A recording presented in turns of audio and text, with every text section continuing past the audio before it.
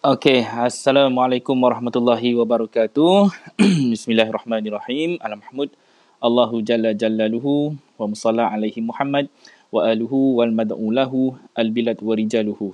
Bismillahi abtadi wa bi kitabillahi ahtadi wa bi sunnati nabiyhi Muhammad sallallahu alaihi wasallam aqtadi.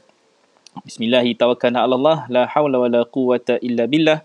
Asyhadu an la ilaha illallah wa asyhadu anna Muhammadar Rasulullah. Laqad kana lakum fi Rasulillahi uswatun hasanah liman kana yarjullah wal yawmal akhir wa zakarallaha katsira. Sadaqallahul azim.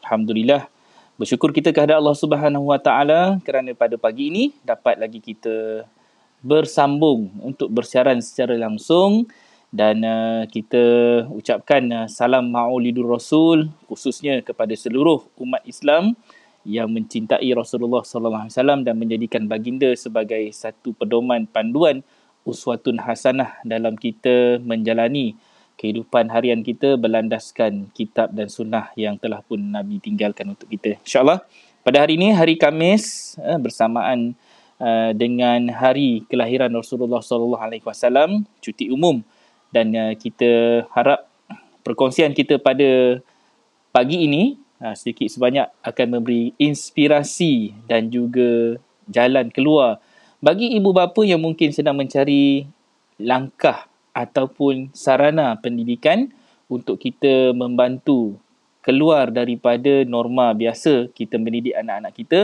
Mungkin dengan sistem pendidikan yang kita ikuti, baik daripada barat, baik daripada sistem pendidikan yang kita kopi daripada nenek moyang kita, ataupun apa saja yang telah pun kita dapat daripada sistem pendidikan yang kita kuasai daripada mana-mana institusi pendidikan, daripada kita kecil sampailah kita besar, dengan kepelbagaian sumber-sumber maklumat yang kita dapati daripada seluruh dunia ini. Kita sedang mencari satu jalan yang lurus dan tepat sesuai dengan kehendak Allah Subhanahu Wa Taala.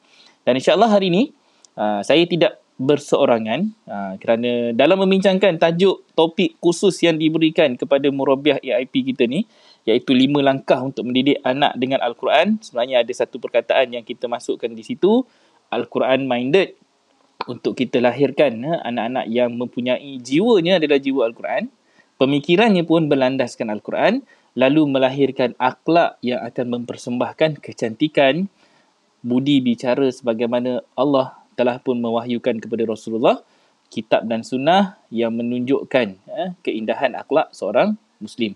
Dan ini yang kita nak sama-sama, kalau boleh kita bukan nak dapat ilmu ni untuk kita saja. Bagi anda yang bersama-sama dengan kita pada pagi ni, kongsi-kongsikan, war-warkan, jangan lupa tekan butang share tu, tekan butang like ke apa yang patut ke, untuk kita sebarkan luas sempena hari ini, hari yang sangat-sangat istimewa di sisi umat Islam. Tetapi sebagaimana yang saya tulis dalam artikel pagi tadi, dalam lebih kurang waktu subuh tadi tu, saya nampakkan betulkah cara kita mengingati Nabi. Okey, kelahiran Nabi itu kelahiran seperti mana manusia biasa. Nabi lahir sebagai seorang insan yang biasa, mengikut sunnatullah manusia biasa. Tetapi hanya apabila Rasulullah mencari kebenaran, lalu ketika umur 40 tahun baginda mendapat perintah dan satu bentuk suara untuk membangkitkan diri baginda keluar daripada kegelapan. Bayangkan 40 tahun Nabi hidup dalam suasana sistem jahiliah tersebut, dan Nabi berjalan di atas muka bumi ini seperti mana kita hari ini. Seperti mana manusia biasa yang terkapai-kapai, yang meraba-raba untuk mencari apakah sistem yang nak dipakai dengan sebenar-benar, sistem yang Allah kehendaki. Itu yang Nabi cari. Sehinggalah Nabi mendapat wahyu. Wahyu pertamanya adalah Iqra'. Lalu baginda beralih fasa daripada seorang manusia biasa dengan mendapat nubuwah. An-nubuwah itu menjadikan berita besar yang Nabi dapat, mengangkat darjat Nabi daripada seorang manusia biasa kepada seorang Nabi yang membawa berita besar tadi, An-Naba'. Dengan Naba' itu, berita itu, lalu baginda menyampaikan. Once berlakunya proses penyampaian, proses membawa risalah kepada publik, kepada awam, kepada umum, kepada masyarakat jahiliah Arab ketika itu, automatically Rasulullah diangkat darjat baginda daripada seorang Nabi menjadi seorang Rasul. Itulah yang kita nampak fasa perjalanan Nabi. Selepas itu adalah sejarah. 23 tahun Nabi membawa misi ini untuk merahmatkan alam dengan membawa titah perintah Allah itu sebagai satu pakaian ataupun sistem untuk dipakaikan kepada manusia jahil waktu itu. So ini proses yang Nabi lalui. Yang paling kita terkesan sebenarnya adalah selepas Rasulullah wafat. Kewafatan itu menjadi titik mulanya. Bermulalah agama Islam itu berjalan role by itself setelah kewafatan Nabi dan Rasulnya yang menjadi contoh dan uswah tadi. Bagaimana pula manusia tak bergerak sendiri tanpa Rasulullah untuk menunjukkan jalan. Bagaimana Al-Quran yang selama ini 23 tahun itu turun untuk dia laksanakan. Nabi cuma dapat berita dan Nabi cuma sampaikan berita. Nak run benda tu adalah bergantung kepada kebijaksanaan, hikmah dan juga teknik dan taktik yang Nabi telah tinggalkan. Itu sunnah yang Nabi tinggalkan. Dan insyaAllah perjalanan itu membawa kita hari ini kepada tujuan yang sama.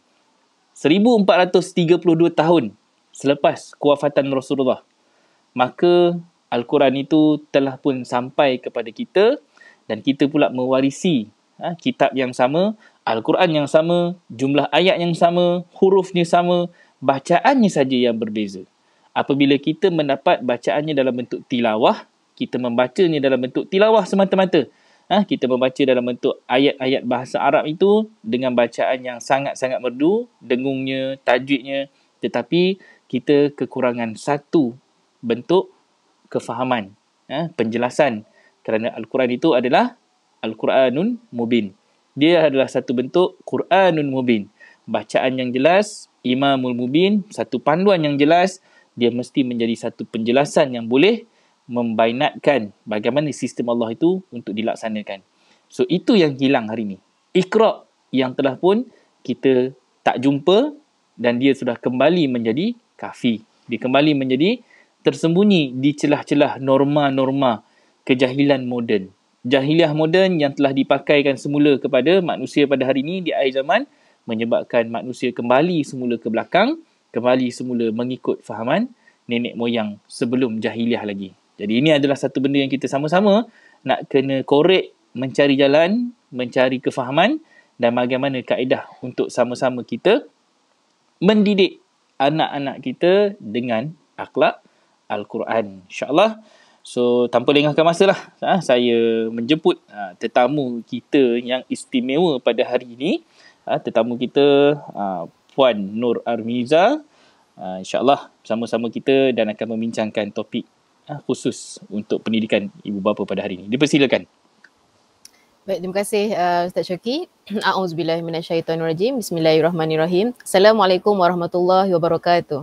Waalaikumsalam warahmatullahi wabarakatuh. Al-Mahmud, Allahu Jalla Jalaluhu, wal musalla alaihi Muhammad, wa aluhu, wal madu'u lahu, al-bilad, wa rijaluhu.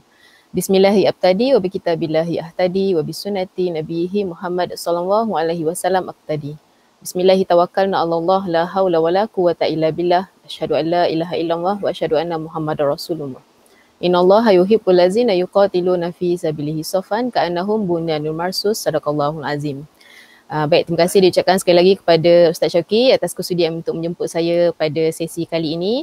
Dan hari ini saya diberi tajuk lah untuk berkongsi tentang 5 langkah membina akhlak anak dengan menggunakan Al-Quran yang secara tak langsung menjadikan anak kita sebagai generasi anak yang Al-Quran minded dekat situ.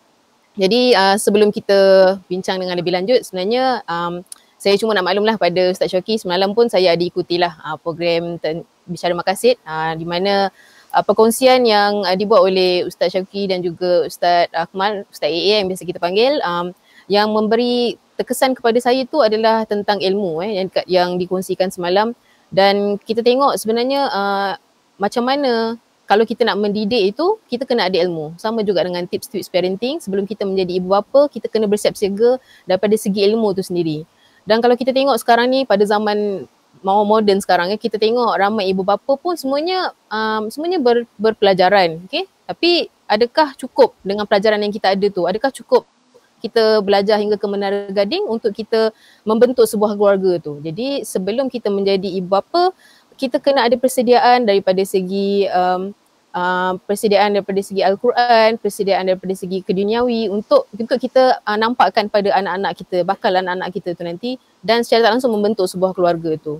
Jadi kalau kita tengok ilmu Allah tu luas kan. Kalau dalam surah Al-Kahfi tu ayat yang ke-109, lautan itu kalau menjadi tinta untuk menulis kalimah Allah pun dia habis lautan tu, akan kering lautan tu sebelum sempat habis dituliskan kalimat itu. Jadi parenting pun memerlukan satu ilmu yang luas sebenarnya, dan seperti yang saya pernah kongsikan dalam session yang terdahulu tu, dia bukan satu cara sahaja untuk mendidik anak ni. Kalau macam hari ni kita nak kongsikan 5 langkah, sebenarnya ada beberapa lagi langkah lah yang kita boleh kongsikan untuk akan datang lah. Jadi untuk itu kita nak tahu dululah, kalau kata biasa sekarang, zaman sekarang ni kan, modern parents kan, modern parents ni sekarang ni kita tengok banyak yang mengeluh tentang anak masing-masing kan. Masing-masing rasa macam mereka dah buat yang terbaik untuk anak mereka, tetapi masih ada lagi kelompongan yang menjadi masalah kepada mereka, yang mana kita tengok dekat sekolah kita dapat report dia baik, dia excel dalam akademik, tapi dekat rumah ada masalah dalam akhlak itu tadi. Jadi dekat mana silapnya kat situ? Yang kita dapat tengok dekat sini, di RPWP kita nampakkan, kita ajarkan kepada ibu-ibu muda, bapa-bapa muda ni, modern parents ni, yang mana sikap ignorance kita ni dan terlalu lewah, tak ada disiplin dalam mendidik, dalam membentuk diri sebagai seorang rijal yang kawam, sebagai seorang nisa yang perlu mengikut kata pengatur itu tadi. Kelemahan itu yang menyebabkan anak itu terabai dan terlalai. Jadi sebelum kita mendidik anak tu, kita kena tahulah, kita kena faham yang sebenarnya anak ini dia bermula daripada tidak tahu. Okay, yang first kali anak tu memang dia tak tahu. Kalau kita tengok dalam surah An-Nahl ayat ke-78, seorang tu lahir daripada perut ibumu tanpa mengetahui satu apa pun. Okay, jadi kat situ kita kena pegang konsepnya kat situ, yang mana kita tahu anak ni bila lahir sahaja dia memang tak tahu apa-apa. Apa yang dia tak tahu itulah yang perlu kita beritahu kepada dia. Itulah tanggungjawab kita sebagai ibu bapa. Dia terkait juga dengan yang firman Allah dalam surah An-Nisa ayat yang ke-9, janganlah kamu tinggalkan anak yang lemah. Jadi itu merupakan satu tanggungjawab kita. Jadi bila ada satu masalah, kita kena attend masalah itu accordingly. Jadi kita tak boleh nak sentiasa nak mengeluh. Kita nampakkan bahawa kita dah nampakkan, kita dah cerita, kita dah bagi tahu anak itu, dan kita menggunakan kaedah-kaedah yang akhirnya memakan diri kita sendiri, yang menjauhkan anak itu daripada kita sendiri.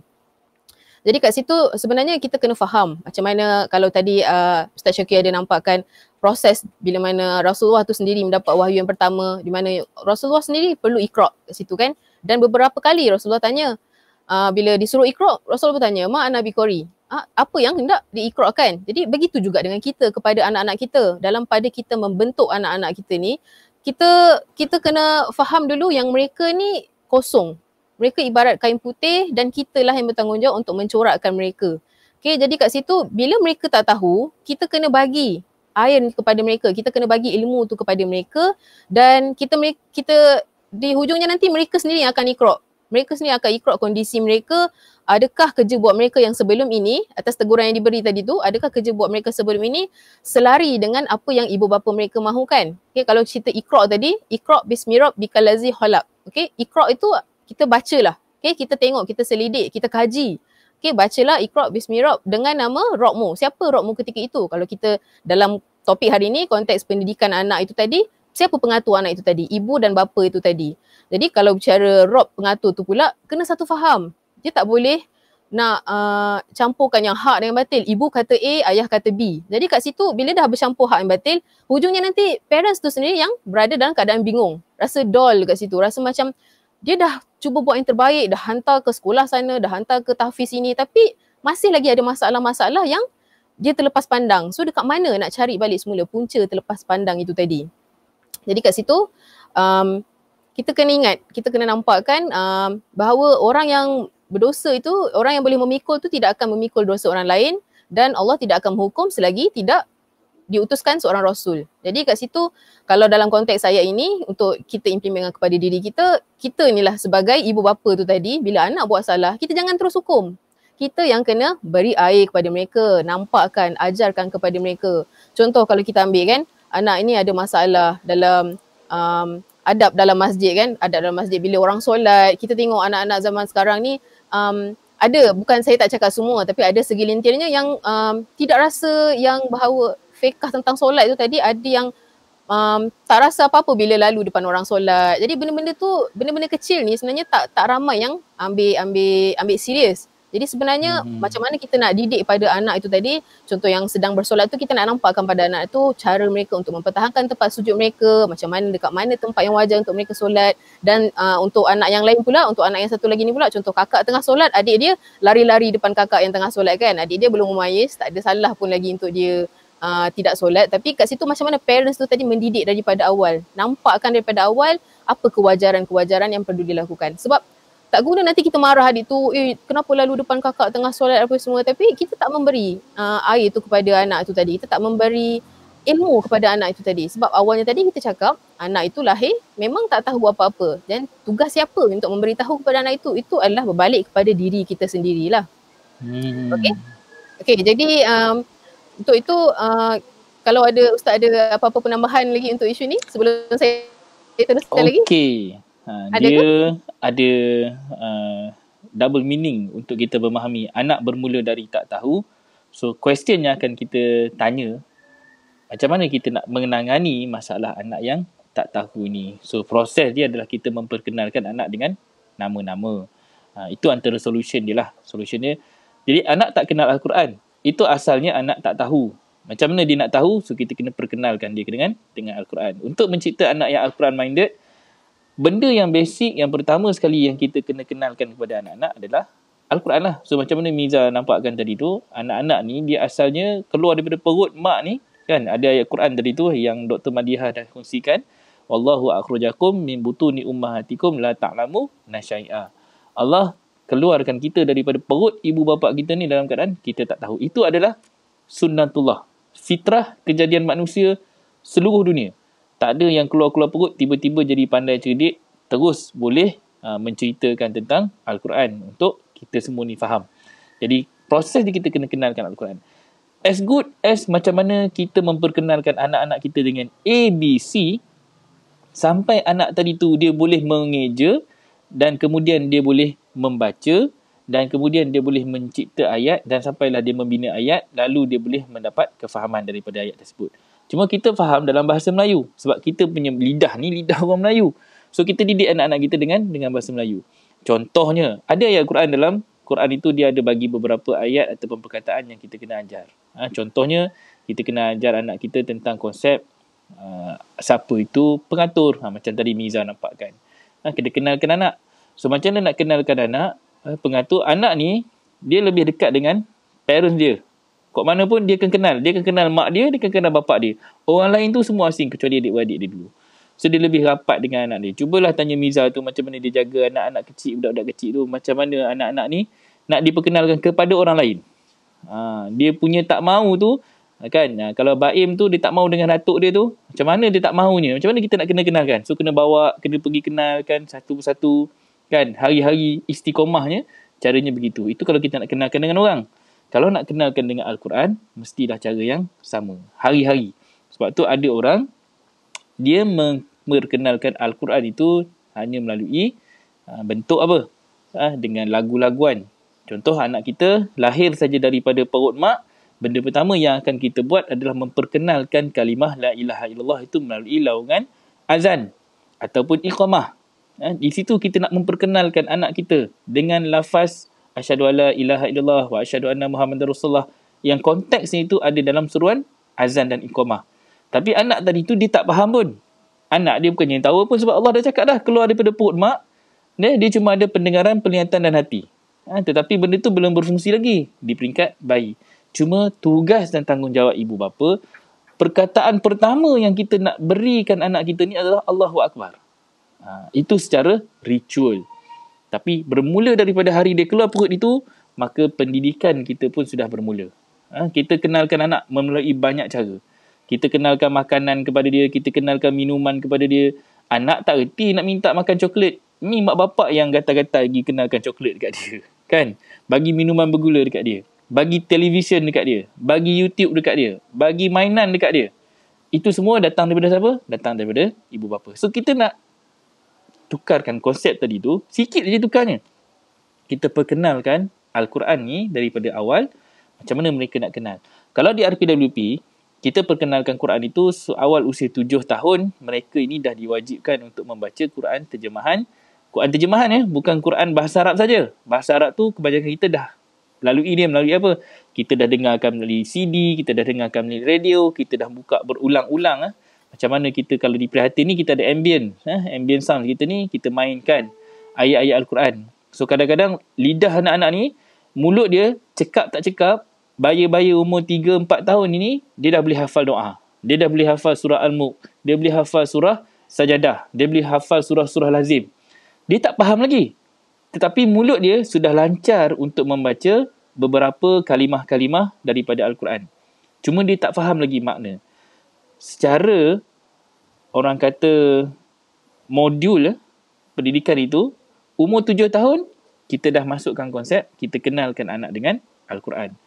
So masuk saja proses Al-Quran, kita kena tahu beza antara membacanya dengan tilawah dengan mengkajinya dengan Iqra'.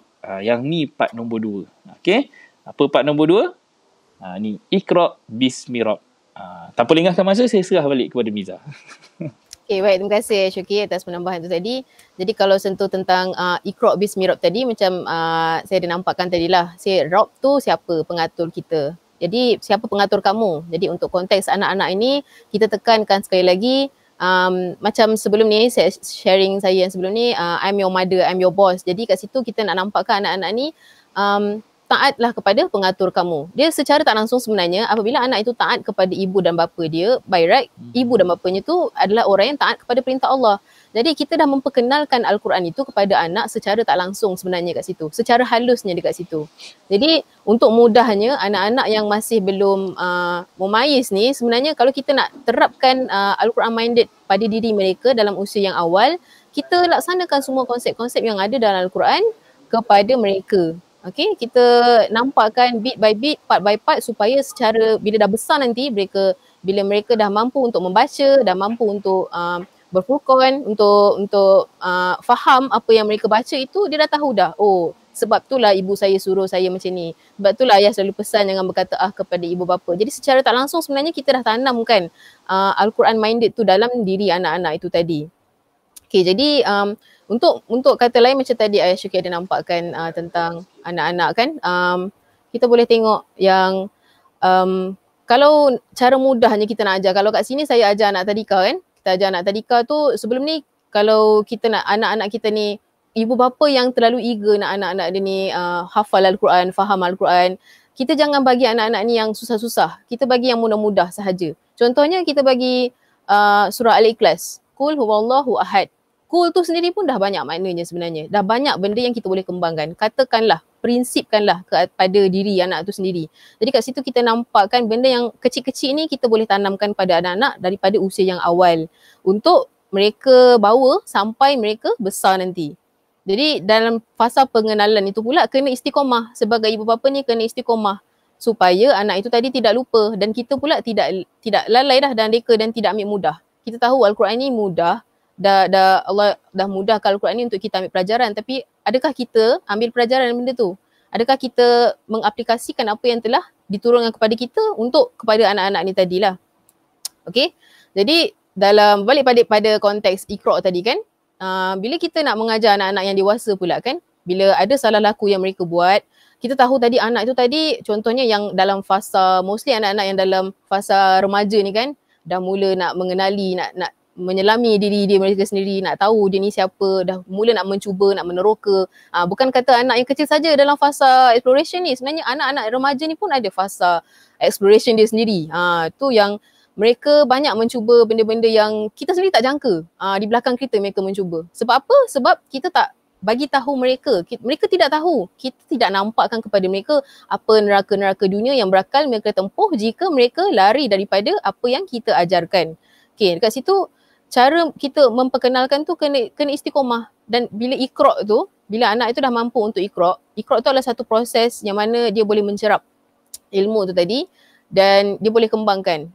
Dia boleh Iqra'kan RMU tu tadi. Siapa rububiyah dia, siapa pengatur dia, apa mulkiyah dia, kat mana dia nak nak organize dia punya, nak menjalankan dia punya, execute dia punya peraturan tu tadi, dan fungsi dia sebagai ubudiah tu tadi, fungsi dia sebagai orang yang abid, yang mengabdi tu tadi. Jadi 3 ni yang terkait, dia boleh iqra'. Dia boleh iqra' kerja buat dia yang lampau, kenapa dia ditegur oleh ibu bapa dia, dan kat situ dia boleh iqra' apa tuntutan yang ibu bapa dia mahukan sebenarnya dalam fasa untuk membantu dia buat islah. Okay? Jadi kita kena ingatlah, sebab anak-anak ni fitrahnya memang akan ke kiri, dan kita kena tahu mereka ni lahir dengan desire mereka sendiri. Dia ada kehendak dan keperluan mereka sendiri, yang mana kita ni bertanggungjawab untuk membuatkan desire mereka itu ke arah yang lebih murni, ke arah yang lebih baik. Okay? Jadi kat situ kita kena fahamlah bahawa iqra' tu sangat penting. Sebab apa? Sebab kalau kita anak itu tak mampu untuk beriqra', nanti kita takkan dapatlah hasil yang apa yang kita nak tu. Okay? Jadi kalau kata dalam Islam sendiri kan, macam mana proses Rasulullah tu mendapat wahyu. Yang pertama sekali iqra'.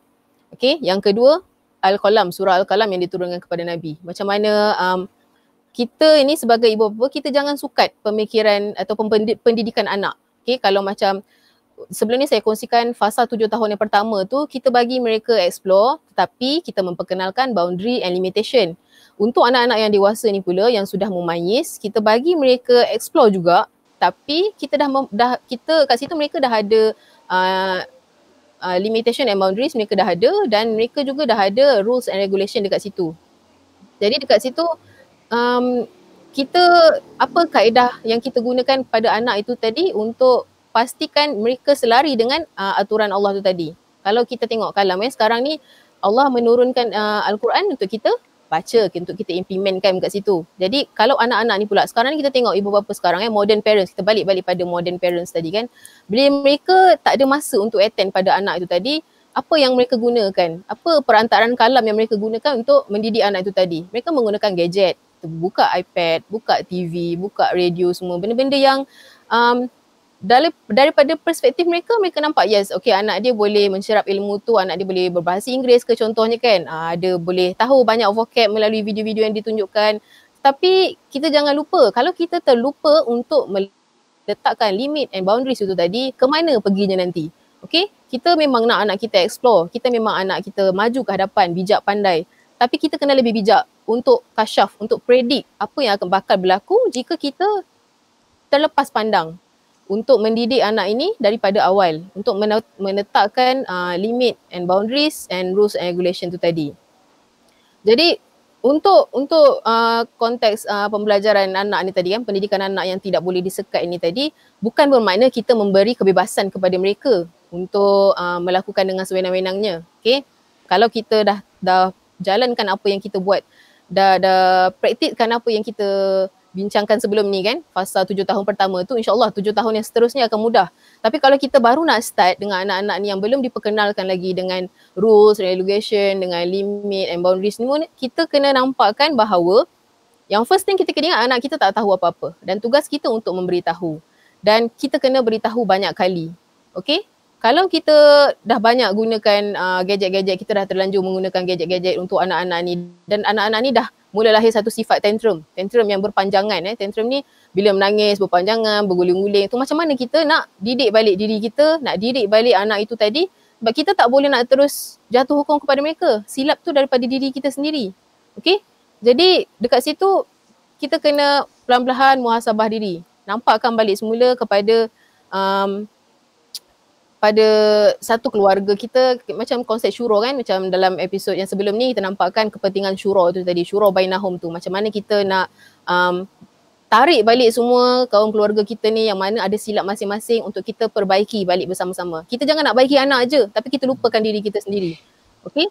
Jadi kat situ kita kena sama-sama istighfar, kena muhasabah diri, kena balik-balik tu basic, balik-balik kepada Al-Quran. Dekat mana salah laku kita tadi?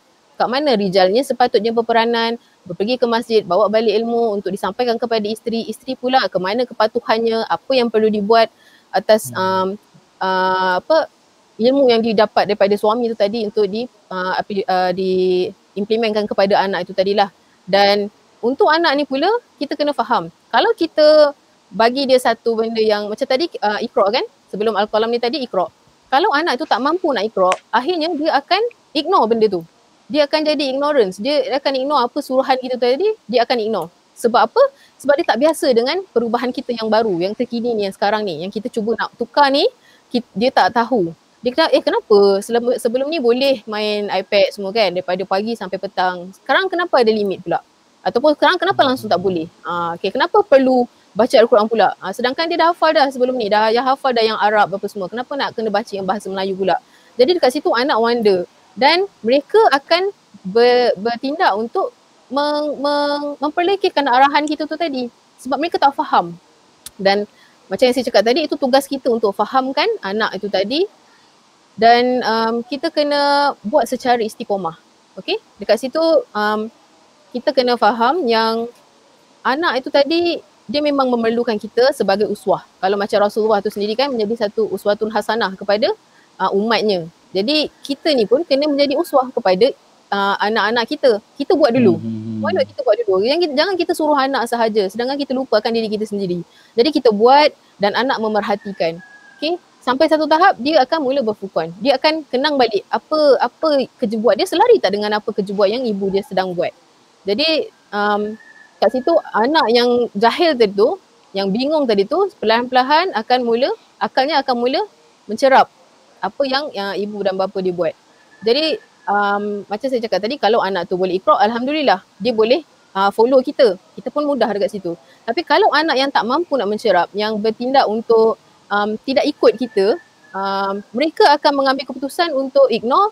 Dan kalau kata dalam surah Muzammil tu, kita panggil dia berselimut. Okay? Dekat situ kita nampak yang biasanya kat fasa sekarang ni, fasa antara lepas anak dah Iqra tapi dia masih berselimut, maknanya anak tu dah tahu dah. Tadi kita cakap anak tak tahu kan, sekarang kita dah bagi tahu. Kita dah bagi tahu dan kita dah istiqomah bagi tahu. Tapi masih tak jadi juga. Kenapa? It's okay. Kepada ibu bapa luar sana, it's okay. Kenapa? Sebab apa? Saya nak bagi tahu sebab dalam Islam tu sendiri pun, apabila turunnya wahyu sekalipun, memang ada proses-proses begini. Proses kita untuk berubah itu memakan masa. Macam parenting pun is a process. Tak bermakna anak kita tak nak buat hari ni, dia takkan buat esok lusa. Jadi kita jangan give up dekat situ. So, berbalik-balik kepada surah Muzammil tadi kan, macam mana orang yang berselimut tadi tu. Macam mana? Kenapa dia dah tahu, kenapa anak itu dah tahu tapi mereka masih tak nak buat. Masih berselimut. Masih memilih untuk reject. Sebab apa? Sebab kita tengok balik, adakah apa yang kita sampaikan itu mudah untuk mereka faham? Jadi itu pelajaran untuk kita juga. Pegang konsep, kita kena sampaikan apa yang mudah pada anak dan jangan susahkan lagi apa yang telah sulit untuk mereka. Jadi sedikit demi sedikit itu sebenarnya pembelajaran Al-Quran Mainat ni kena mula daripada awal. Okay, macam saya cakap tadi, kena mula daripada awal. Tetapi kalau kata kita baru nak start sekarang, jangan give up. Buat dengan istiqomah dan fahamlah apabila anak ini masih berselimut, maknanya dia ignore apa yang kita nak, apa suruhan kita tu tadi. Kita nampakkan kepada diri kita dululah. Sebenarnya Al-Quran itu mudah. Surah yang ke-54 ayat ke-17 tu, Al-Quran ini mudah untuk kamu ambil pelajaran, tapi adakah kita ambil pelajaran? Nampakkan kepada anak itu tadilah. Sebab tu kita kena mudahkan arahan kita kepada anak itu. Ajaran kita kepada anak itu kena mudah supaya mereka faham dan mereka boleh ikut. Bukan mereka bertindak untuk ignore, untuk rebel. Sebab apa? Sebab kita tak mula daripada awal lah. Kita tak memperhalusi cara untuk kita memberi ilmu kepada dia. Kita sendiri pun nak faham Al-Quran ni, hari-hari kita ikuti semua kelas-kelas, betul, kelas-kelas agama, macam mana tips-tips parenting. Hari-hari kita tengok, kita boleh bandingkan yang ni punya cetusan dengan yang B punya cetusan, mana yang lebih sesuai untuk kita implement pada anak kita, pada diri kita. Jadi begitu juga dengan anak. Jadi kuncinya kita jangan sesekali putus asa, jangan give up dan kena sentiasa istiqomah dalam membentuk anak, membentuk peribadi anak. Tetapi kalau kata benda itu berjaya, alhamdulillah. Kalau kata anak itu masih lagi berdegil, okay? Masih lagi memilih untuk tidak mahu mengikut kita, masih lagi tak faham, masih lagi ignorance, jadi kita tengok surah yang ke-74 pula. Surah yang 74 tu Al-Mudassir, maknanya berkemul dekat situ. Jadi dekat situ kalau kita tengok ayat yang kedua, ayat yang kedua tu kun fa'anzil. Kita nampakkan dekat situ bahawa bangun, berilah peringatan lagi. Maknanya itu adalah tugas kita pula sebagai nazir. Kita tadi kalau ibu bapa, kita membawa peranan sebagai nazir jugalah. Nazir ni kalau ikutkan kalau kat sekolah tu sebagai pemerhati kan. Jadi konsep nazir ni kat sini bangun, beri peringatan. Kita jangan lemah, jangan putus asa untuk sentiasa memberi peringatan kepada anak-anak ini. Okay? Kita sendiri pun jenuh. Macam tadilah Syuki nampak kan, Ustaz Syuki nampak kan. Kita nak memperkenalkan diri kita ni sebagai ibu kepada anak kita tu pun berkali-kali. Hari ni ibu, ini ibu kan. Kita ajar anak kita cakap ibu kan. Macam tu juga dengan arahan-arahan yang kita nak nampakkan kepada anak ini. Apa seruan-seruan kita ke arah kebaikan untuk anak ini, kita nampakkan berkali-kali. Jangan pernah putus asa. Okay, kalau kita tengok peranan nazir ni sebenarnya memang perlu nasihat yang ulang-ulang. Okay, kalau tadi kita sebagai ibu bapa dah memberi ilmu kepada anak itu, ada yang ikut, ada yang tak ikut. So okay, sekarang kita membawa peranan sebagai nazir pula. Kita sentiasa memberi peringatan, beri peringatan lagi sampai mereka islah. Okay, sampai cukup furqannya tu tadi. Okay, dan kalau kita tengok sebenarnya untuk membantu kita, untuk mendidik kita supaya menjadi ibu bapa yang tidak pernah mengalah, tidak pernah rasa rendah diri untuk memujuk anak-anak ini untuk mengikut satu jalan yang baik, kita kena tengok dalam surah Ar-Rahman tu sendiri kan. Dalam surah Ar-Rahman sendiri banyak kali Allah ulang-ulang nampakkan nikmat mana lagi yang kau dustakan. Nikmat mana lagi yang kau dustakan. Sebanyak 31 kali ada dalam surah tu nampakkan Allah tanya balik nikmat mana yang kau dustakan. Jadi itu peringatan kepada diri kita ni sebagai ibu bapa. Kenapa bila anak baru buat satu kesalahan yang mana secara tak langsung sebenarnya kesalahan tu kita sendiri yang menjadi punca, tapi sekarang ni kita pula nak mengeluh. Dia berbalik kepada ibu bapa moden zaman sekarang lah. Okay, kita sendiri yang memberi mereka ruang dan peluang untuk mereka terus terjerumus ke arah yang jauh daripada kita. Lepas tu kita pula yang nak marah. Kita nampakkan, kan dulu ibu dah pernah cakap, kan dulu ibu dah ajar. Itu dulu. Sekarang kenapa tak buat lagi? Kenapa tak ajar lagi? Kenapa tak teruskan lagi untuk menasihati anak itu? Jadi sebagai ibu bapa ini dalam pada usaha untuk nak melahirkan Al-Quran Minded ni sebenarnya bukan anak itu saja yang perlu ada suntikan Al-Quran setiap hari. Kita pun sama perlu mendidik diri kita dalam pada usaha untuk membina akhlak anak itu tadi mengikut acuan Al-Quran. Jadi akhlak ini satu penciptaan kan, satu khalik. Dia tak boleh jadi saja-saja sahaja. Dia perlukan satu proses. Kita ulang-ulang banyak kali cakap parenting ni is a process. Jangan pernah putus asa. It's never too late to start. Okay, kita boleh mula sekarang dan kita akan teruskan sampailah kalau kata dulu kita pernah dengar kan, mendidik anak ni biarlah sampai ke umur 40 tahun.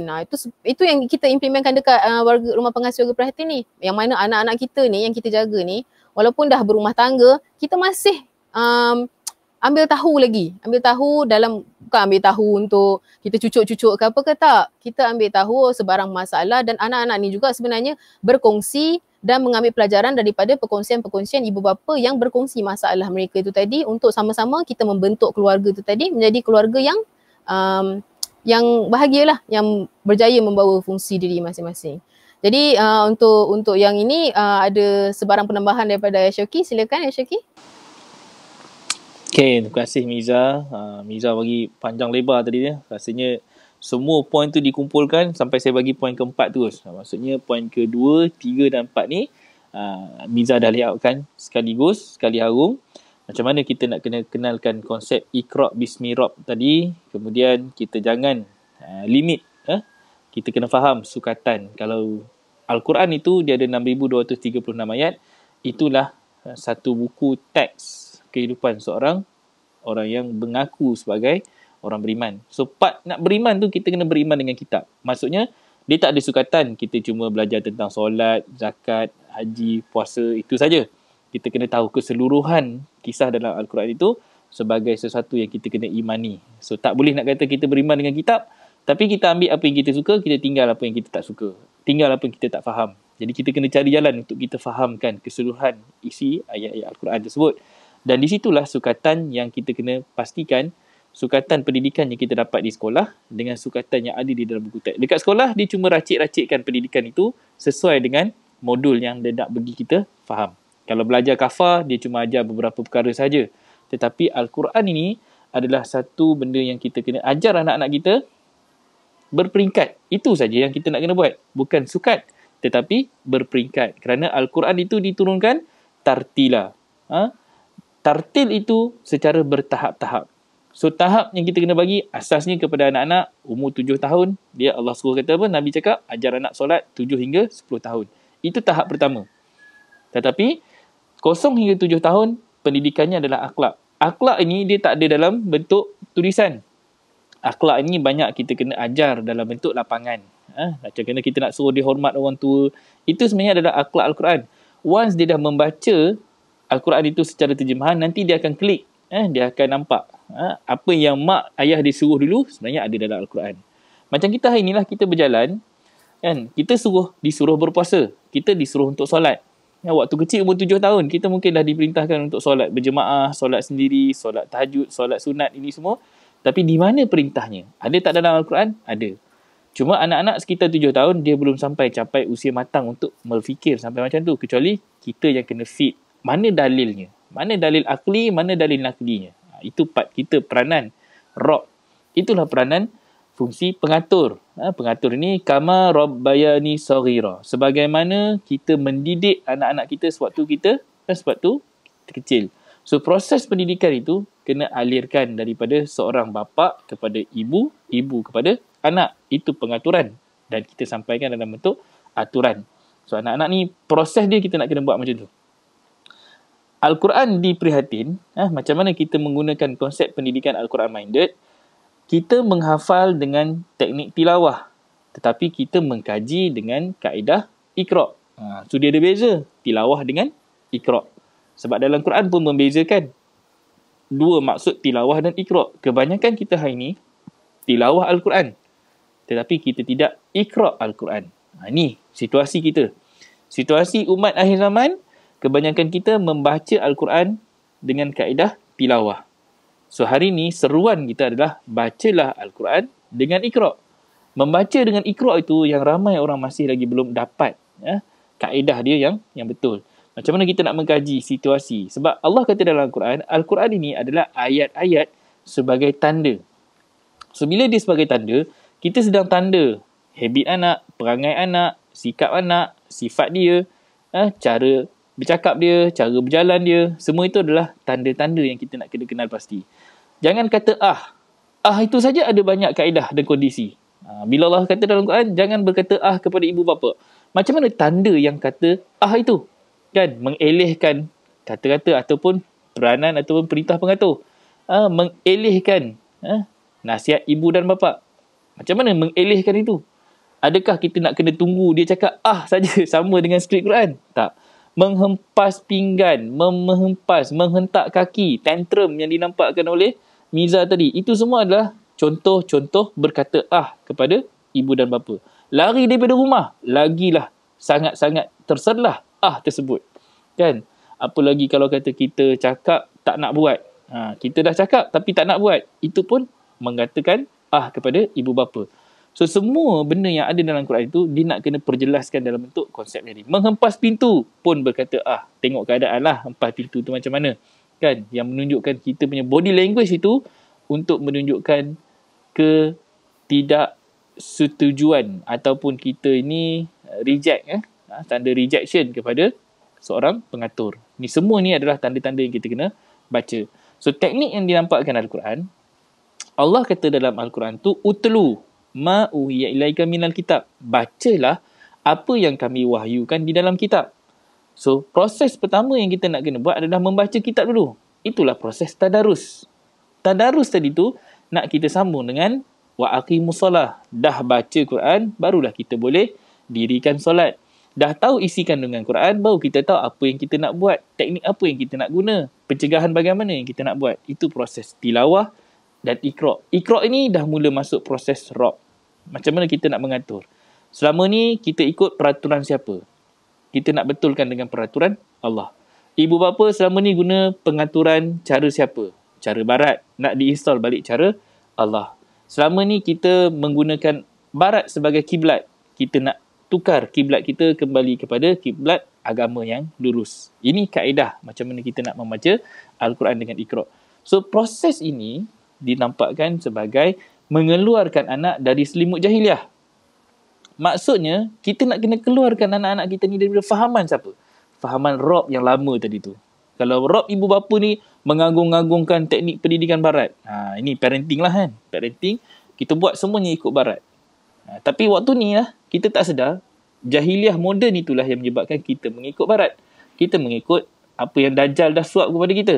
So, proses ni nak disucikan. Proses ni nak dibersihkan. Proses ni nak kita kemas kini balik sistem yang kita pakai. Sistem lama nak ditukar dengan sistem baru.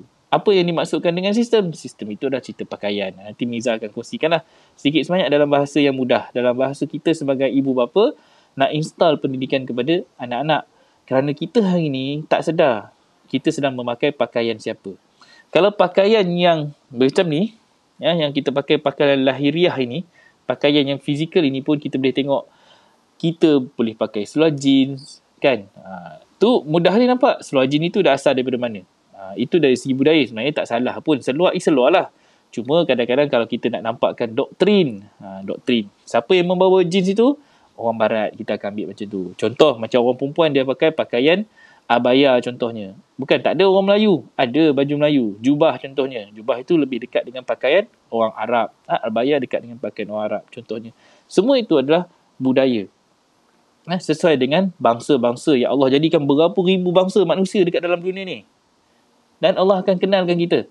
Sebab tu surah 49, surah Al-Hujurat ayat 13 itu Allah nampakkan Allah menciptakan lelaki dan perempuan berpasang-pasangan, bersuku-suku, berbangsa-bangsa untuk kamu lita'arafu, untuk kamu kenal. So dari segi pakaian itu kita kenal siapa orang tu. Kita kenal kalau pakai topi ni, kalau ikutkan orang kata pakai topi ni ikut Yahudi. Kan hari ni berapa ramai orang pakai topi. Siap sekarang ni dah ada topi yang ada topi capal tu, logo capal tu lagi. Topi yang diletakkan satu logo sunnah untuk memperlihatkan bagaimana kita nak mendekatkan diri kepada Nabi. Contohnya, ada orang buat macam tu. Sebab apa? Sebab itu interpretasi dakwah dia.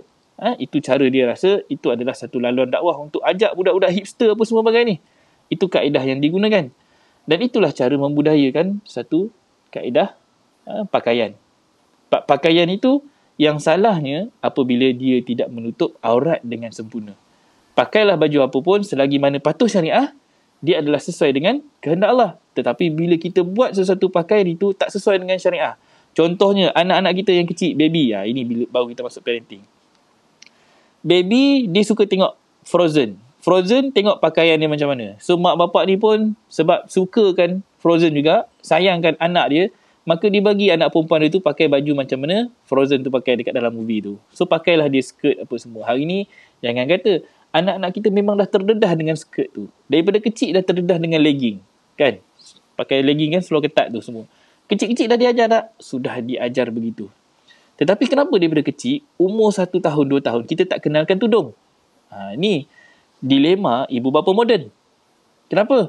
Sebab nanti dia akan datang dalam kepala dia, budak kecil lagi lah, kan? Panas lah. Nanti kalau bawa jalan, yang pakai tudung ni, makcik-makcik dia, nenek-nenek akan kata, tak kesian ke kat budak ni? Dia masuk perkataan tak kesian. Sebab apa? Sebab benda itu adalah benda yang baik. Tetapi dari sudut pandangan orang-orang dewasa, orang tua ni pula rasa benda tu, budak ni bukannya wajib lagi pakai tudung pada kita. Sebab kita merasakan kewajipan bertudung itu bila dia dah mula akhir balik. Sedangkan apa yang dibuat oleh ibu bapa yang nak anak tu pakai tudung, sebenarnya itu adalah satu bentuk proses pendidikan. Mesti kena ada proses. Kita kenalkan dia dengan tudung, kita biasakan dia dengan tudung supaya once dia dah besar, otaknya sudah berakal, waktu itu kita boleh masukkan maklumat di mana ayat Al-Quran yang menyuruh dia bertudung. Dan secara fitrahnya, dia dapat mengenali perintah itu dengan pelaksanaan itu berjalan dengan serentak. Banding anak yang umur 9 tahun, perempuan, tak pernah pakai tudung, free hair semahunya selama umur dia 0 hingga 9 tahun tu, dah dibiasakan dengan pakaian yang tidak tutup aurat, tidak sempurna auratnya, lalu tiba-tiba kita nak implementkan satu bentuk peraturan. Wajib pakai tudung. Macam mana rejection yang akan ada pada anak? Sebab anak tadi tak biasa dengan tu. Dia dah biasa dengan pakaian yang terdedah. So, kita memerlukan satu proses. Kerja keras sikit. Memang anak tu boleh pakai tudung. Tetapi prosesnya itu akan datang dengan susah payah. Sebab apa? Sebab waktu kecil tu kita tak susah payah. Waktu kecil tu kita tak ada satu disiplin untuk kenalkan anak tu dengan satu peraturan, hudud, batas, boundaries and limitation yang dinampakkan oleh Miza tadi. So benda-benda macam ni nampak kecil. Tapi sebenarnya dengan kecil inilah dia akan membuahkan satu hasil yang besar. Impact dia sangat besar bila budak itu sudah mula berakal. Ini proses yang kita nak kena kenalkan. So pelan-pelan, macam mana Miza cakap tadi, parenting is a process. Dan proses ini kita kena enjoy. Enjoy bila mana kita bertemu dengan masalah. Anak kita pasti wajib lagi fardu. Anak tadi tu dia akan bawa masalah. Tetapi masalah itulah parenting. Masalah itulah subjek untuk kita betulkan. Anak kita lah yang kita nak betulkan. Al-Quran ini diturunkan untuk kita. So siapa subjek kita? Anak-anak kita. Kalau suami membawa fungsi seorang abal hakam, bawa fungsi seorang suami yang memegang amanah agama, subjek untuk dia betulkan adalah isteri sendiri. Kan? Kita tak payah kalut nak betulkan isteri orang lain, nak betulkan keluarga orang lain, melainkan kita fokus dulu kepada rumah tangga kita. Itulah tempat sujud seorang isteri. Semalam kita ada cerita tentang tempat sujud. Syurga bagi isteri adalah di perut rumah dia. So dalam rumah kita itu, itulah compound yang paling selamat. Compound yang kita ni dibenarkan. Kita boleh buka aurat. Buka aurat untuk apa? Untuk kita dictate anak-anak kita supaya mereka ini memahami apa saja yang melibatkan doktrin dan falsafah pendidikan selari dengan Al-Quran itu dalam rumah kita. Keluar rumah, dia dah kena pakai pakaian yang menutup aurat. Dia kena menzahirkan satu yang baik. Dia kena mempersembahkan penzahiran agama yang terbaik. Kita latih anak kita dalam rumah. Sebab apa? Sebab di luar rumah nanti, dia kena jadi orang yang betul-betul baik. Sebab dekat rumah, proses kita nak drill anak-anak kita. Dengan apa? Dengan akhlak Al-Quran. Dengan pakaian Al-Quran. Dengan sistem Al-Quran. Di luar rumah orang akan cakap, weh baiknya anak engkau, comelnya, kan, bagusnya dia baca doa, bagusnya dia baca Quran. Mana datang pendidikan itu? Di rumah. Pergi sekolah itu satu enhancement, kita nak tambah lagi kualiti pendidikan kita. Tapi balik rumah tetap ibu dan bapa itu adalah gurunya untuk betulkan. Ibu dan bapa itu adalah Rabb tadi tu. Iqra' bismi Rabb. Sebab apa? Buruk perangai anak, orang tengok siapa? Ini anak siapa? Dia akan tanya, ni anak siapa? Kan? Orang akan tanya, cari dulu, ni anak siapa? Sekolah, dia tak kira. Kan? Engkau dapat skor baik ke, engkau tak skor ke, anak siapa? Kan? Di situ kaedah pendidikan kita. Kalau kami dekat Prihatin ni, semuanya anak Prihatin. Memanglah dia ada anak dan juga dia ada bapa-bapa, ibu-ibu dia sendiri. Tetapi, semua masing-masing ini mengambil konsep community. It takes a community to raise a child. Kita perlukan satu community untuk membesarkan seorang anak. So, kita tak boleh lagi nak rasakan nafsi-nafsi. Anak engkau pun anak aku pun anak engkau. Sebab itu konsep yang dulu-dulu dia ajar dalam kampung. Kan? Semua orang jadi CCTV. Tahu, kau buat perangai je, nanti adalah reporter TV3, dia akan bercakap. Kau sampai kat mak dia. Dan mak dia akan tahu, sebab apa? Tak ada WhatsApp waktu tu, tak ada Telegram waktu tu, tak ada Facebook waktu tu. Tapi macam mana mak kita tahu perangai buruk anak dia? Akan adalah yang membawa mulut dan akan sampaikan kepada mak kita. Itu dulu kat kampung, kecil-kecil dulu. Dan ini pendidikan yang kita nak kena buat. Keluarkan anak daripada selimut jahiliah. Jahiliah siapa sebenarnya? Yang jahil itu adalah ibu dan bapa dia. Yang jahil itu adalah mak bapaknya yang dah terpalit dengan sistem pakaian pendidikan moden yang nak kita sucikan dan bersihkan. Okey? Itu saya pas poin yang terakhir untuk Miza kupaskan. Silakan. Okey, baik. Terima kasih Syuki atas penambahan itu tadi. Jadi untuk kita bincangkan tentang saranan kita untuk sucikan dan bersihkan pakaian ni sebenarnya kita faham adalah satu sistem yang mana kita pakai setiap hari pakaian ni. Dan kalau kata Nisa tu tadi, pakaian ni banyak yang perlu ditutup. Sebab apa kita kena tutup aurat itu tadi, aib-aib itu tadi, macam mana yang dinampakkan oleh Ustaz tu tadi, dia akan terbuka di dalam rumah sahaja. Kita saja yang tahu perangai anak kita tu macam mana dalam rumah. Orang luar tak tahu. Sebab apa? Sebab anak tu menjadi tanggungjawab kita untuk kita betulkan dia. Jadi kalau yang kita nampakkan dekat Prihatin ni, kita hanya yakin untuk menikmati hidup sejahtera tu melalui sejahtera dalam Islam tu melalui pakaian. Pakaian tu merupakan penutup aurat ataupun dia secara tak langsung menjadi satu batas pergerakan untuk kita untuk menjaga diri kita lah, untuk menjadi penyelamat kepada kita. Jadi itulah sebenarnya sistem hudud yang kita nak nampak kan. Pakaian tu menjadi satu hudud. Macam mana banyaknya lapisan untuk pakaian wanita ni, banyak yang perlu ditutup. Itulah juga hudud yang perlu kita nampakkan kepada anak-anak nisa kita, anak-anak perempuan kita kan. Which is banyak benda-benda yang the do's and the don'ts tu yang kita kena nampakkan pada anak tu.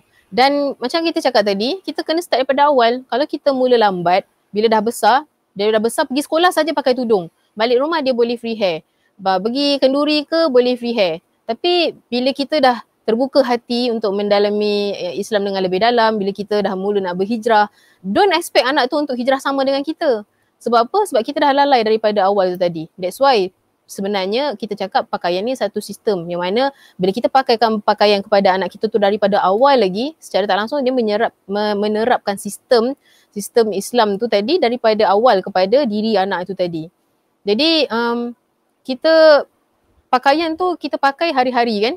Dan itu sebenarnya secara tak langsung kita pakai takwim harian kita. Dia menjadi satu takwim harian untuk kita. Kita kena bersihkan sistem yang kita guna pakai selama ni, sistem jahiliah, fahaman jahiliah kita tu tadi. Contohnya macam kita ambil tadi, kita petik daripada apa yang Aishoki nampakkan tadi, macam mana kita berpegang kepada sistem parenting daripada barat. Kita nampak, bila kita tengok situ kita jadi amazed, kita jadi rasa nak ikut. Tapi sebenarnya secara tak langsung itu adalah peranan-peranan Dajjal yang mana secara tak langsung menyelitkan unsur-unsur yang tak baik kepada kita dan kepada anak kita, yang hujungnya nanti memakan diri kita, yang hujungnya nanti menjauhkan kita daripada ajaran agama Islam yang sebenar. Apa mahunya Allah tu yang sebenar tu, dia jadi tak tally dekat situ. Jadi hujungnya kita yang stres, kita jadi dol balik, kita jadi bingung balik. Macam mana kita nak buat sedangkan kita dah cuba macam-macam cara tadi kan. Jadi sistem tu yang nak diperbetulkan. Macam mana kalau kata bersihkan pakaian tadi tu, kita memang ajar anak kita untuk pakai pakaian yang sopan. Okay, kalau dalam bahasa mudahnya, kita anak-anak nisa di Prihatin ni, kalau siapa pernah datang, siapa pernah tengok gambar-gambar di sini, kita memang nampakkan kepada anak kita tu seusia 2 tahun. Awal usia 2 tahun sahaja untuk anak-anak nisa kita dah pakaikan mereka tudung. Okay, memang akan ada rejection. Mereka tak biasa. Tapi kuncinya tadi adalah istiqomah. Siapa yang istiqomah? Kita ke anak? Kita yang kena pakaikan dia. Okay, sebab kita pengaturnya. Jadi kalau kata dia buka, kita pakaikan lagi. Dan pada masa yang sama, dia pun memerhatikan kita. Hari-hari kita pakai tudung. So dalam bilik kita buka tudung. Okay? Tapi kat situ, dia secara tak langsung sebenarnya akan, bila dia dah mampu berfurqan, dia dah boleh ikra', dia dah boleh reflect balik apa kerja buat dia, selari tak dengan apa kerja buat ibu dia tadi, pengatur dia tu tadi. Dan kat situ dia akan islah. Dia akan ikut. Okay? Dan sebenarnya kalau kita nak tahu masa depan kita ni sebenarnya ke mana, kita tengok daripada sekarang. Macam mana cara yang kita implement kepada anak kita tu, hujungnya nanti kita dah boleh tahu dah ke mana hala tujuan anak kita tadi. Kalau daripada sekarang ni kita lalai, kita menggunakan gadget sebagai perantara kalam antara kita dengan anak tu tadi untuk diamkan anak dikala saat kita sibuk dengan kerja-kerja dunia sekarang ni, hujung nanti kita dah boleh expect dah sebenarnya. Anak tu dah mulai tantrum, anak tu dah mulai berkata bukan berkata macam literally ibu ni kan. Kita dah boleh keluar rumah, dah boleh hempas pintu, tunjuk tanda protes kepada kita. Kita ketika itu dah tak mampu lagi nak menegur kat situ. Sebab apa? Kelalaian tu daripada diri kita sendiri. Kejahilan tu datang daripada diri kita sendiri. Kelemahan tu datang daripada diri kita sendiri. Jadi sistem yang baik tu hanyalah daripada Al-Quran sendiri. Kita kena baca dan kita kena fahamkan, kita kena kunyah. Macam beza tadi tilawah dengan iqra' tu tadi. Kita kena iqra', kita kena faham apa mahunya Allah tu tadi dan kita kena buat. Kita kena bersihkan diri kita daripada fahaman-fahaman jahiliah tu tadi. Tu fahaman-fahaman jahiliah tu tadilah apa yang kita tengok sekarang ni, ramai ibu bapa moden yang ambil mudah. Macam sebelum ni kita nampakkan kan konsep 10 second. Tapi kalau macam cegah kemungkaran tu, cegah benda-benda yang salah yang anak-anak buat tu on the spot. Maknanya kalau anak tu dah start tulis tangan kiri, kita tak apalah kidal. Okey je orang kidal, ada je orang kidal yang berjaya. Kita tu fahaman jahiliah. Sikap tak apa tu sebenarnya. Bukan yang kidal tu yang kita nak tengok sangat. Sikap tak apa. Kita rasa benda tu okey. Hujungnya nanti benda tu kita tak perasan dia akan jadi satu benda yang tak okey. Jadi itu sistem yang kita tanam pada diri kita. Sehalus mana kita memerhati kita membaca tanda, kita mengenal tanda-tanda yang mana anak itu akan hujungnya ke kanan atau ke kiri. Okay? Jadi pengaruh-pengaruh negatif ni kita sendiri yang kena faham dulu. Dan kita sendiri yang kena aware dengan benda tu, dan kita berperanan sebagai macam saya kongsikan tadi, menjadi nazir. Sentiasa memberi peringatan berulang-ulang untuk mencipta satu sistem.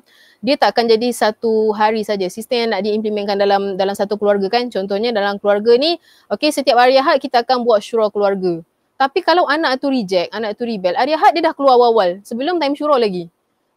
Kat mana kita nak repair dekat situ? Macam mana kita nak repair? Sebab anak tu dah awal-awal lagi dah lebih pandai daripada kita. Jadi sebagai parents ni, kita kena pandai membaca tanda anak. Kita dah boleh agak dah. Kalau petang ni dia ada agenda lain, kita kena lebih dulu daripada dia. Kita kena kawam kat situ. Untuk yang bapaknya kena kawam kat situ, dan untuk ibunya pun sama.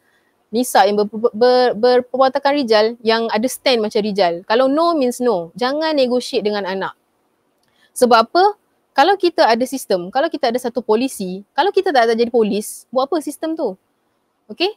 Dia akan jadi hanya di bibir mainan sajalah. Jadi mainan di bibir sahaja. Dia akan, okay, kita kata anak kita ni kalau pukul 8 semua kena makan dengan family dekat sini, dekat dapur.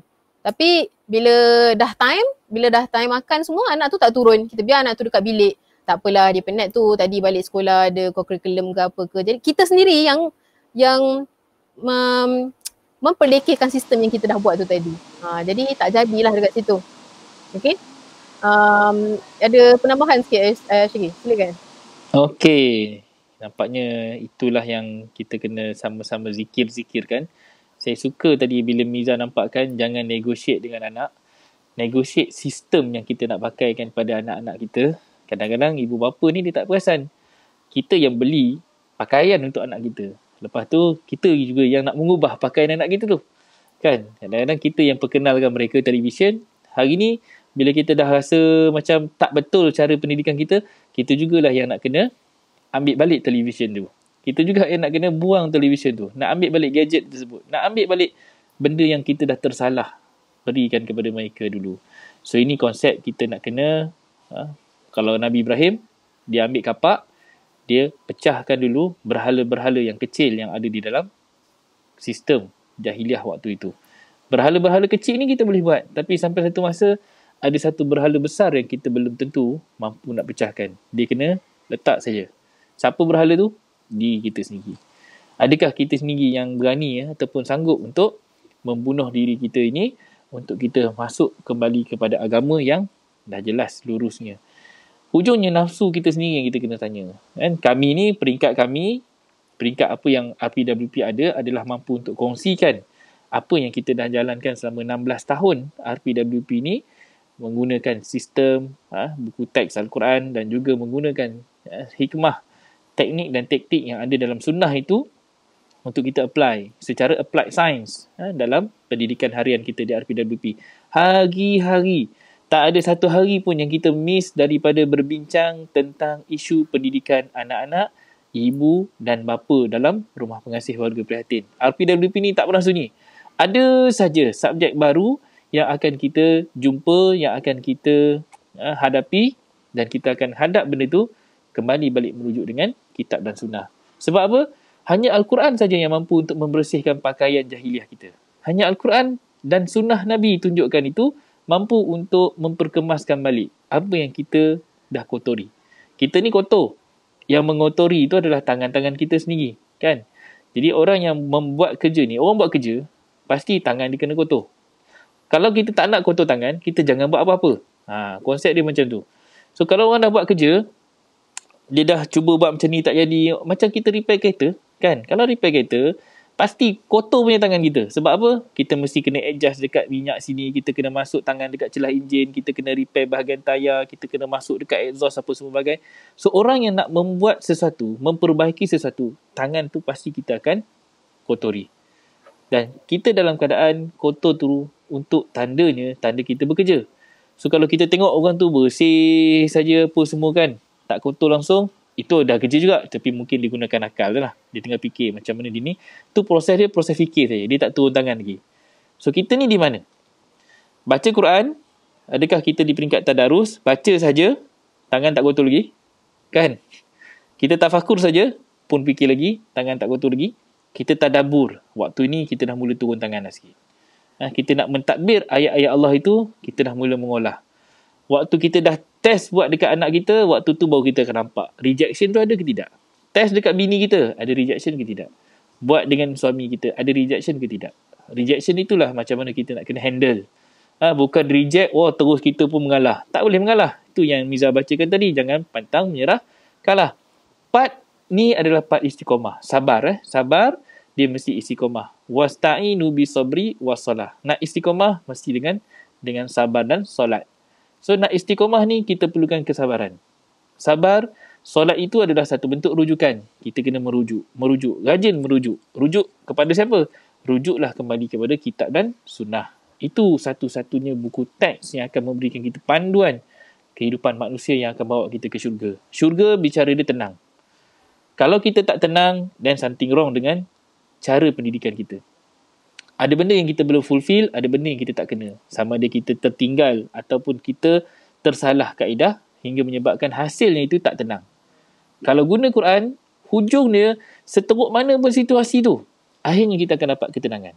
Sebab apa? Sebab itu jaminan daripada Allah. Allah ni dia yang cipta kita, dia yang buat kita, dia yang buat sistem kehidupan kita. Pasti Allah ada satu solution yang Allah nak bagi kat kita. Tu cerita dia surah 10 ayat 57 tu. Allah nak memperbaiki kita ni dengan ilmu tu, dia nak bagi kita untuk merawat penyakit yang ada dalam dada kita.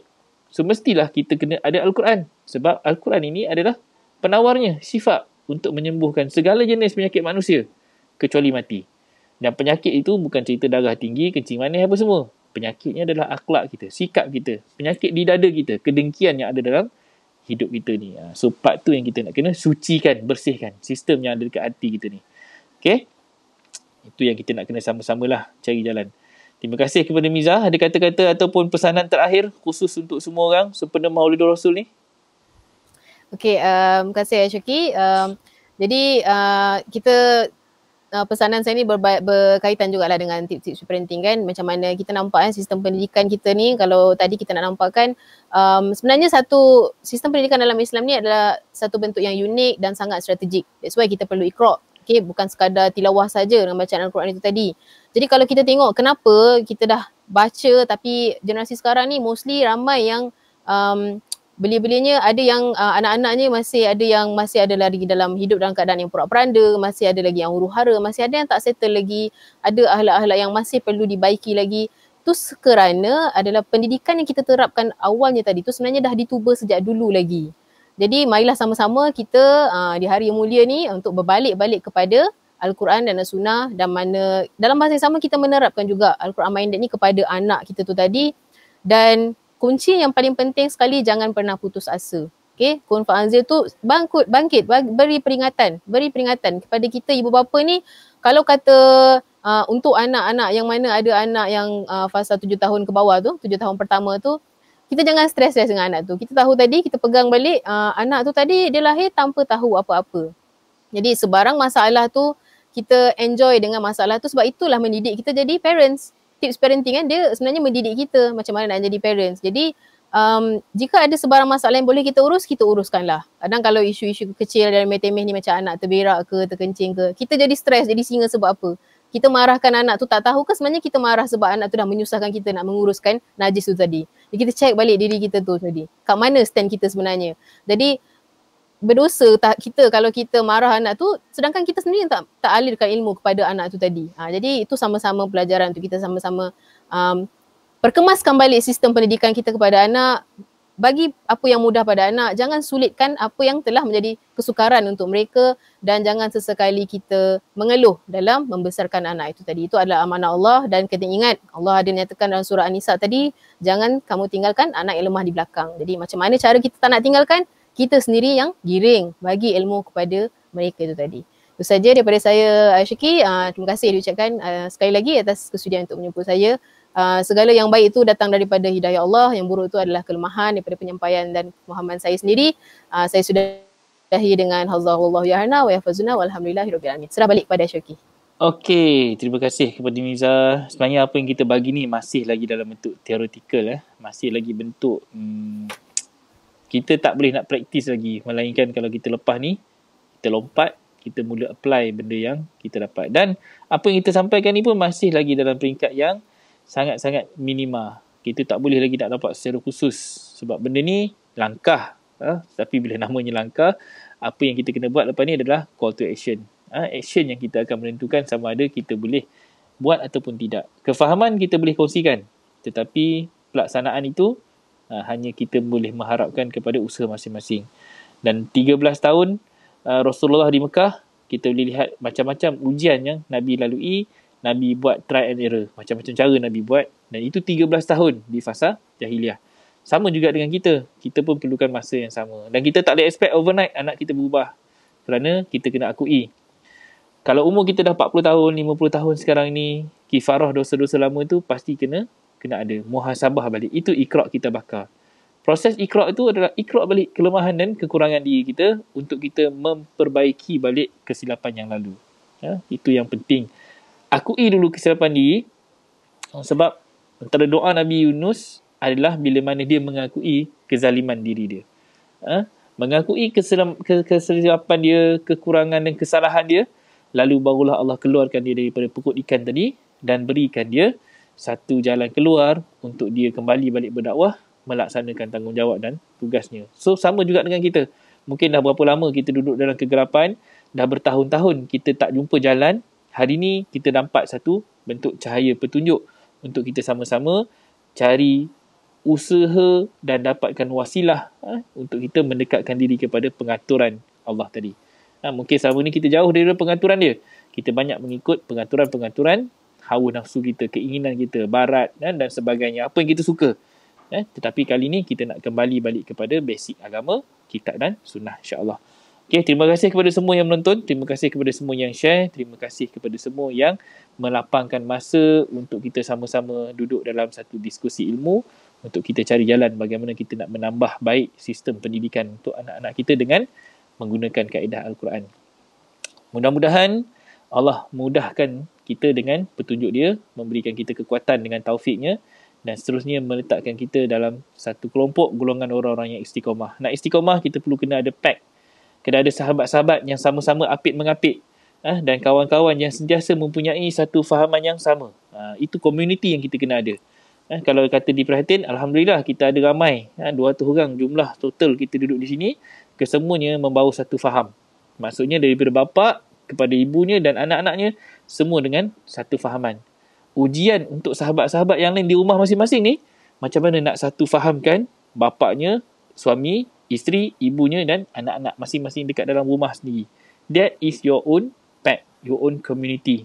Sebesar nukleus rumah tangga yang ada dekat kelompok masyarakat. Dalam masyarakat kita yang serba moden, serba serbinya dengan fitnah akhir zaman. InsyaAllah, mudah-mudahan kita dapat cari jalan untuk mencari kembali kaedah dan pelaksanaan yang Allah dah layoutkan dalam Quran lengkap. Cuma kita saja belum jumpa macam mana formula untuk membangunkan balik diri dan anak-anak sesuai dengan kehendak Allah tu, insyaAllah. Okay, teruskan bersama dengan kami. Esok kita ada pukul 10 pagi dalam bicara Sains Ashabul Kahfi. Kita akan masuk dan sambung balik topik perbincangan kita yang minggu lepas. Dan kita akan pastikan hari Sabtu dan Ahad ni kita tak boleh nak adakan program. Sabtu ni kita ada cerita tentang kursus haji online.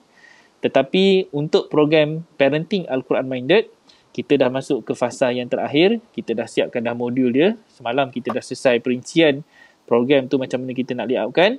Dan insyaAllah kita terpaksa juga bagi satu program preview. Daripada preview itu barulah kita boleh bawa jemput sahabat-sahabat semua nak classifykan, nak duduk di dalam sesi yang bagaimana. Nak fokus hanya kepada Al-Quran saja ke, untuk fokus kepada pendidikan solat saja ataupun pendidikan akhlak. Sebab dia ada 3 sistem. Kalau nak benda tu secara package, kita ada harga package-nya. Kalau nak pilih secara satu-satu, kita ada a la carte-nya. Okay? Nanti kita akan berikan dan kita akan buka kepada untuk tempahan slot yang kita akan buat nanti, insyaAllah. Okay, terima kasih kepada semua. Kita ada bagi link tadi tu. Siapa-siapa yang berminat untuk masuk kepada program parenting, boleh masuk melalui link yang kita dah berikan tadi. Okay, terima kasih kepada semua. Yang baik itu datang daripada Allah, yang buruk itu datang daripada kelemahan kami sebagai penyampai. Apapun, semoga kita sama-sama memanfaatkan hari ini, hari cuti, hari kita memperingati sejarah kelahiran Rasulullah, dan semoga kita lebih dekat dengan usaha untuk mencari jalan bagaimana nak melaksanakan sunnah baginda. Itu saja. Haza wallahu ya'lana wa yahfazuna. Alhamdulillahirabbil alamin. Assalamualaikum warahmatullahi wabarakatuh.